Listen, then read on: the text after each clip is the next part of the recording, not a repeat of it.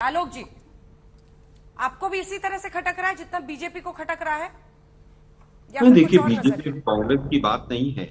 ये पूरे देश को खटक रहा है कि जो लोग कहते थे कि हम आंदोलन से उपजी हुई पार्टी हैं, उन्होंने आंदोलन के ऊपर जिस तरह से धब्बा लगाया है, शायद भविष्य में किसी भी आंदोलन के ऊपर देश की जनता विश्वास नहीं करेगी। वैगनार से शुरू हुए और वैगनार से चलकर किस तरह से 50-50 लाख की गाड़ियों में गए, किस तरह से, मुझे याद है अंजना जी, आपके साथ मैंने एक शो किया था कि शीला जी के घर पर 21 एसी लगे हुए हैं, जिसमें वेटिंग हॉल के 2 वेटिंग हॉल, पर्सनल ऑफिस और तमाम चीजें थी।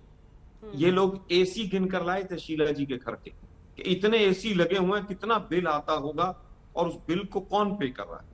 आज हालत यह है कि 20-20 फ्लैट तोड़ के अपना मकान चाहिए इनको, लोगों से मिलते नहीं हैं। सेठी साहब अभी कह रहे थे कि लोगों से मिलते हैं, एमएलए तो मिल नहीं पाते। मोदी जी से भी बड़े तानाशाह हो गए, कोई नहीं मिल सकता उनसे। क्यों? क्योंकि वो मिलते हैं उनसे जो केवल धन की बात करते हैं, जो दारू की बात करते हैं। और दुर्भाग्य, दिल्ली पहली स्टेट थी अंजना जी जिसने ये कहा कि हमारे पास तनख्वाह देने के लिए कोरोना में पैसे नहीं है, हमें सबसे पहले दारू की दुकानें खोलनी है। याद होगा राघव चड्ढा की वो प्रेस कॉन्फ्रेंस, हमें याद है। लेकिन उसी समय पर 45-45 करोड़ रुपया अपने मकान के डेकोरेशन पर खर्च हो रहा था। आज हालत यह है कि जो केजरीवाल जी खंबे पर चढ़कर बिजली के तार काट कर कहते थे लोगों का ये भला होगा वो भला होगा, दिल्ली में आज कितनी महंगी बिजली हुई कोई नहीं बता रहा है। जनता दरबार की बात करते थे, आज हालत यह है कि एमएलए को मिलने के लिए 2-2 महीने लग जाते हैं। और सेठी साहब, अगर मोदी साहब ने गलत किया तो उनके ऊपर भी सवाल खड़े किए गए, गाड़ियों के ऊपर भी, सेंट्रल विस्टा के ऊपर भी हमने आज तक पर अंजना के साथ डिबेट की है। क्या अंजना जी, हमने डिबेट्स नहीं किए? लेकिन अगर मोदी जी ने ऐसा किया है, वो देश के प्रधानमंत्री हैं, उनको जब क्लीन चिट नहीं मिल सकती है तो केजरीवाल जी को लाइसेंस किसने दे दिया? क्योंकि मोदी जी 12 करोड़ की गाड़ी में घूमते हैं तो केजरीवाल जी को 1 करोड़ की गाड़ी का तो अलाउड है। ये कहां से बात आ गई? आप केवल और केवल देश की जनता को गुमराह कर। मैं अंजना जी अभी कर्नाटका में बैठा हूं, कर्नाटका में भी इसी तरह के पर्चे मट रहे हैं, एफिडेविट मट रहे हैं, हम ये नहीं लेंगे, हम वो नहीं लेंगे। ये कट्टर भ्रष्टाचारी पार्टी है, कट्टर देशद्रोही पार्टी है, कट्टर पूरी तरह से ये गुमराह करने वाली पार्टी है, कट्टर ये लोग बेईमान लोग। इनके सारे सारे मंत्रिमंडल जेल में चले गए, किसी की फर्जी डिग्री है, किसी का फर्जी सर्टिफिकेट है, लेकिन उससे ये मतलब नहीं है कि आप करोड़ों रुपए खर्च करेंगे और दिल्ली की जनता नहीं पूछेगी। आप बताइए कितने फ्लाईओवर बनाए आप? एक स्कूल की जमीन एक्वायर नहीं की आपने डीडीएस से। अगर एक स्कूल की जमीन डीडीएस से एक्वायर करके आपने स्कूल बनाया हो तो स्कूल की जगह का नाम बताइए। कमरों के नाम पर घोटाला, बस घोटाला, 3300 करोड़ रुपए का तो बस का घोटाला है जो अभी सामने आना है, सीबीआई उसकी इंक्वायरी कर रही है। मतलब जहां जिस पत्थर को उठाओ वहीं घोटाला, और ये कहते हैं हम कट्टर ईमानदार आदमी। गजब है भाई आप लोगों का।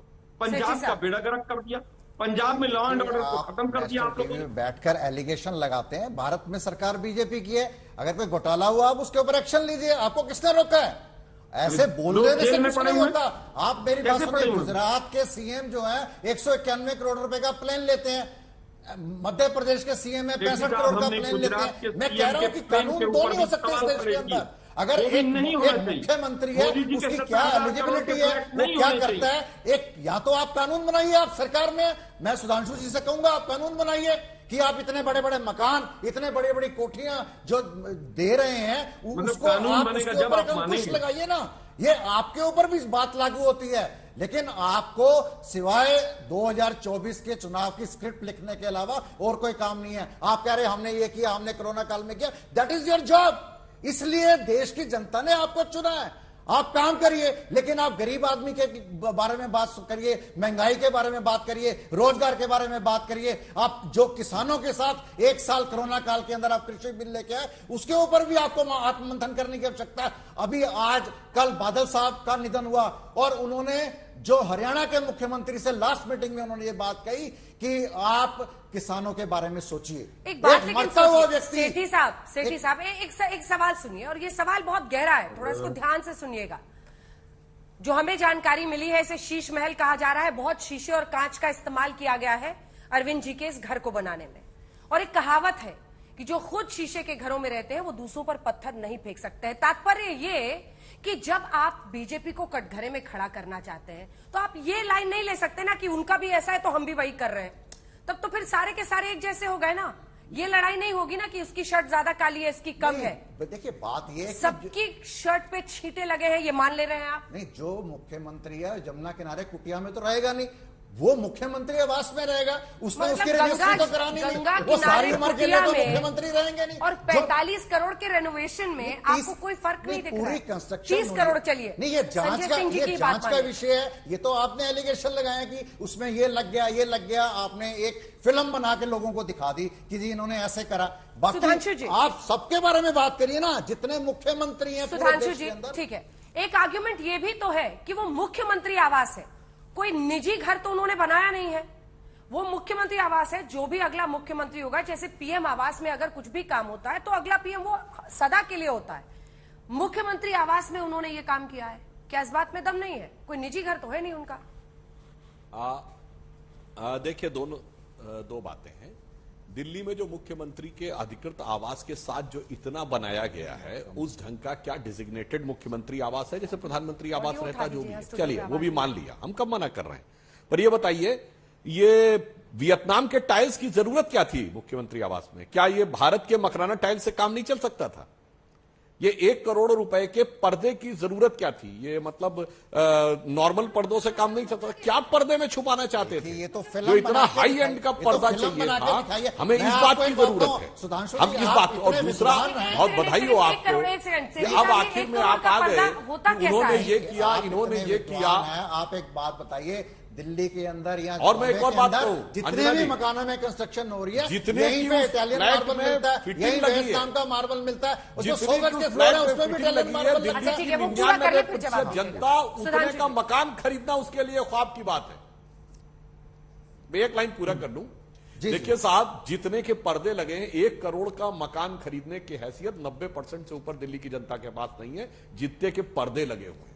इसकी आवश्यकता थी किस मुख्यमंत्री को? मैं पुनः कह रहा हूं, जो दिखाता है कि मैं हाफ टी शर्ट पहनता हूं, ये 10 रुपल्ली वाला पेन लगाता हूं और टोपी पहनता हूं, मुझे चाहिए जन लोकपाल। ऐसी टोपी पहनाई जनाब जनता को, ऐसी टोपी पहनाई, क्या वो टोपी पूरी तरीके से सामने आ गई? और मैं एक और बात कहूंगा जनाब जी, एक सीरियस बात, आम आदमी पार्टी से अलग हटके देखिए, ये देश की जनता के लिए भी एक सबक है कि ये जो अचानक नए नवेले लोग आकर कुछ भी प्रॉमिस करने लगते हैं, तो बहुत सोच समझकर, जांचने परखने के बाद निर्णय लेना चाहिए। अन्यथा जो बात अभी आलोक जी ने कही थी, मैं एक बात ईमानदारी से कहना चाहता हूं।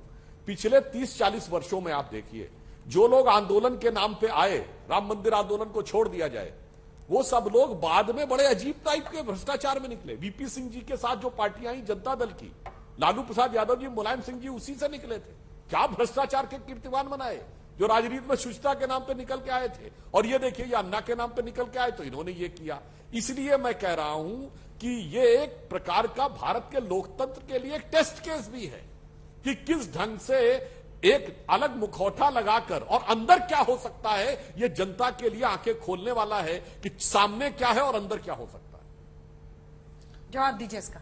देखिए, आप जो बात कह रहे हैं कि जी पर्दे लगे या ये लगा, आप ये देखें ना, जो आपके एलजी हाउस है वहां पे 15 करोड़ रुपए रेनोवेशन में लगता है, 15 करोड़ रुपए रेनोवेशन में लगता है। और इसकी जब ये बनता है, पीडब्ल्यूडी काम लेती है, उसकी अप्रूवल भी होती है, सरकार आपकी है। आपने उस समय क्यों नहीं बात करी जी आप इसके लिए एलिजिबल नहीं है, आप इतना पैसा नहीं लगा रहे, आपने इतने का पर्दा लिया, आपने इतने का वो लिया। मैं तो देखने नहीं गया, ये तो जो फिल्म बना के मीडिया दिखा रहा है वही हम देख रहे हैं जी, इतने करोड़ का पर्दा लग गया, इतने का ये लग गया। लेकिन जो संजय सिंह जी ने अभी प्रेस कॉन्फ्रेंस करी, उन्होंने पूरा मकान जो जर्जर हालत में था, 80 साल पुराना मकान था, उसकी पूरी कंस्ट्रक्शन हुई। 1 एकड़ के मकान के अंदर पूरा रेनोवेशन का काम हुआ। अगर आप अपने घर का भी काम कराते हैं, उसमें भी कई करोड़ रुपए लगते हैं, और 1 एकड़ के मकान में लगते हैं। अब प्रधानमंत्री जी के 90 करोड़ रुपए लगे रेनोवेशन में, उनका ऑलरेडी 500 करोड़ का मकान बन रहा है, जिसका बजट 2-3 गुना बन जाएगा, और उसका अंदाजा है कि वो 1500 करोड़ रुपए में बनेगा। उसके ऊपर तो कोई ऑब्जेक्शन नहीं लेता।